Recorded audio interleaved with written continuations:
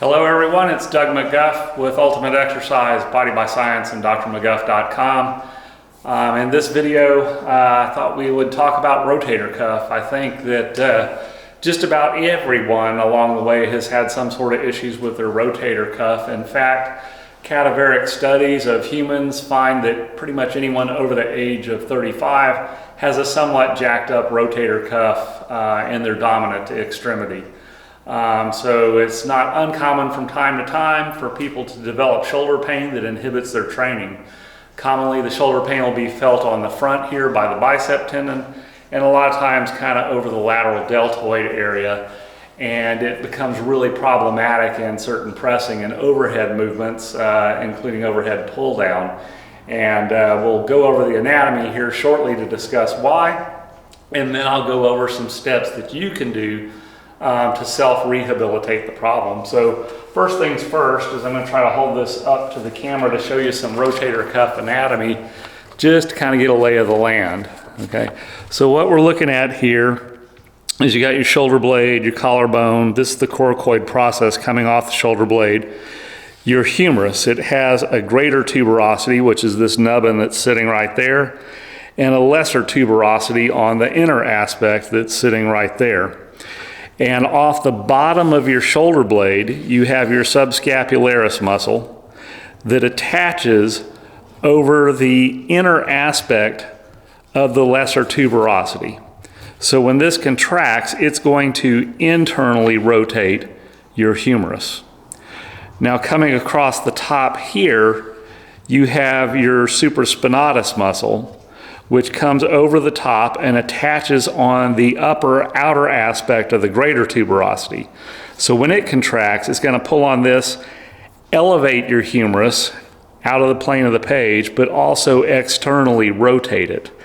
And this is the rotator cuff tendon that most commonly is showing pathology or gets a tendinopathy or causes pain. And the reason is, as you can see, is as you raise this humerus above your head, either in the frontal plane or in the lateral plane, this greater tuberosity rides up underneath the roof of this acromion process right there, and that tendon can scrub there.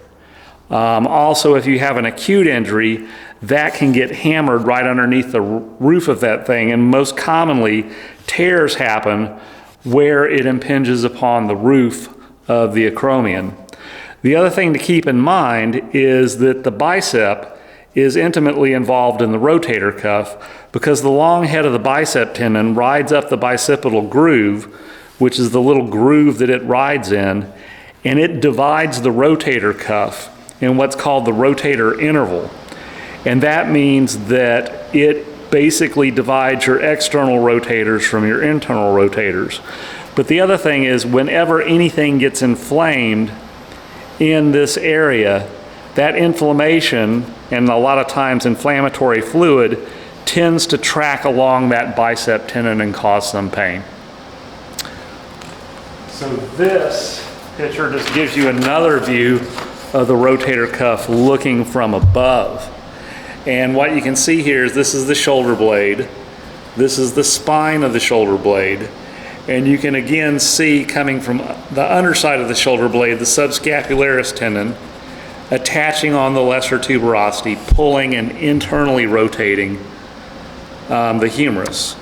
The supraspinatus is coming from above the spine, supraspinatus attaches on the outer upper aspect and elevates and externally rotates. And then you have the infraspinatus muscle that's underneath the spine. It also comes around and attaches to the greater tuberosity, and it tends to externally rotate your humerus when your arm is adducted up against your side. The supraspinatus tends to rotate it more when your arm is abducted or elevated. Okay, and way up underneath here that you can't see, you also have your teres minor muscle, which is another external rotator when your arm is adducted by your side.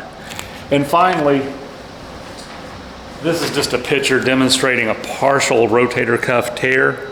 And you can see how that happens, that if you did something where you fell onto an outstretched arm and jammed that humeral head upwards, that this edge of the acromion could just bite into there and cause that kind of injury. Well, also, repetitive overhead motion with poor biomechanics can cause the tendon of the rotator cuff to scrub up underneath there. What's not shown is there's actually a bursa sac that sits right here called the subacromial bursa that pads that area, that will become acutely inflamed with these kind of injuries, and then that makes that whole area even tighter. So anything that elevates that humeral head is going to cause impingement underneath there and cause some pain. So let's say you got a condition like this going on. Well, the first thing to do is make certain that you have an examination by a physician that kind of knows what they're doing with regard to a shoulder exam. You want a good orthopedist or a family medicine with some sports medicine training, especially if they have access to ultrasound. They can get a dynamic view of what's going on in there and make certain that you're really dealing with a tendinopathy and not a complete rotator cuff tear, because it's going to be an entirely different process. But assuming we're having a tendinopathy, and recognize we are talking a tendinopathy, it's degradation of the tendon. It's not tendinitis or acute inflammation. That's come to become disproven. There is acute inflammation that occurs around those structures, predominantly in the bursa, and there is some anti-inflammatory benefit to using nonsteroidals, but only in a certain context. What we have found is that the elastin and collagen molecules that are in a tendon are glycoproteins that are polymerized in a certain structure that gives them their spring-like elasticity. And what we found is that eccentric work of the muscle stretches the tendon in a way that overstretches that spring and creates the opportunity for where these proline and lysine amino acids get installed into this structure for actually damaging them and allowing them to be repaired in such a way to restore the elasticity in the tendon. And the way we do that is through eccentric work. And that is easy to self-administer. So if you want to do rehab for your subscapularis or your internal rotator, just pin your arm to your side, externally rotate, and use the fist of your opposite hand as resistance. And you're going to forcefully externally rotate against that resistance. And then you're going to come back, and then you're going to do negative only lengthening of the subscapularis. Okay? For your external rotator, what you're going to do is you're going to go fully externally rotated, and you're going to use your hand to create a heavy negative for the external rotators, pinning it back down to you. And then you come back out, and then you do negative only, and you should do that very slowly over about 10 seconds. So this is for the external rotators, like that.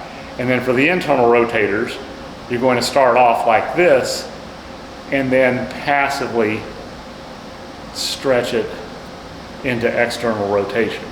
So those are the exercises for actually causing some stretch damage to the tendons of the rotator cuff, which then can be repaired.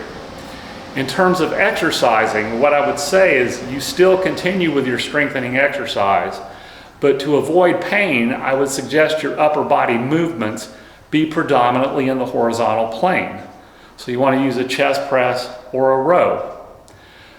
Now, during this sort of rehab, a free motion trainer can really be your friend, because you can set it up to do exactly what you need to do through the range of motion that you want.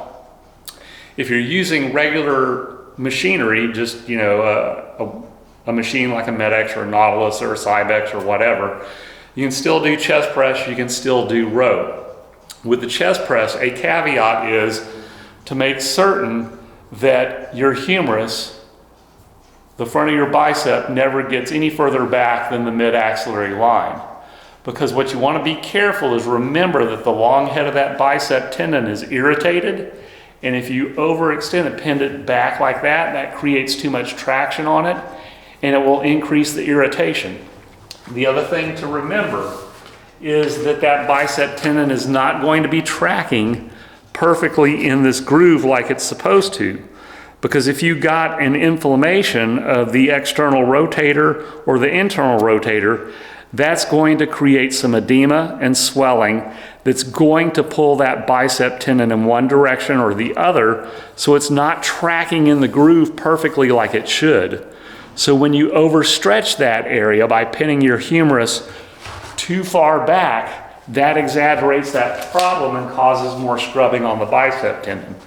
So you're going to get your deltoids just fine doing the pressing movement. On the rowing movement, again, it's important that you select a rowing machine whose movement arm articulates from above so that you're going through a motion more like this. You don't want to use a row machine that articulates from below, like a hammer strength, because what's happening is it's going through an arc like that, and that's incongruent with how your arm is swinging. So what that's going to do is it's going to create a crowbar effect at your humeral head that's going to jam that humeral head up underneath the acromion and cause scrubbing. So either do a row with a free motion trainer, or do a row that articulates from above like a Medex does. Some Cybex also articulate from above. Make certain and do that. Now when the time comes for you to do any overhead movement, like a pull down, it's important to set it up, usually with a free motion trainer, so that you're not pulling directly from above like that, because that's going to impinge the humeral head underneath the acromion. You want to be pulling from further out in front of you like this. The super slow system machines and the Medex machines put the movement arm out in front of you. So does the hammer strength plate loaded pull down. The handle is out far enough in front of you so that you're not going to impinge the humeral head underneath the roof of that acromion. If you have a standard pull down with a boom that's directly above you like this, the thing to do is to get a bench and set it behind the seat as it actually exists, so you're sitting further away from the boom of the pulley so that your arm is in this orientation as you pull down. If you're doing a pullover machine, what you want to do is you want to make your upper turnaround no further than here. You don't want to take it all the way back to here. So if you're doing a pull down movement, make your turnaround here. That way you're not going to take those tendons and scrub them underneath the roof of this acromion bone right there. So you don't want to be jamming this up into there.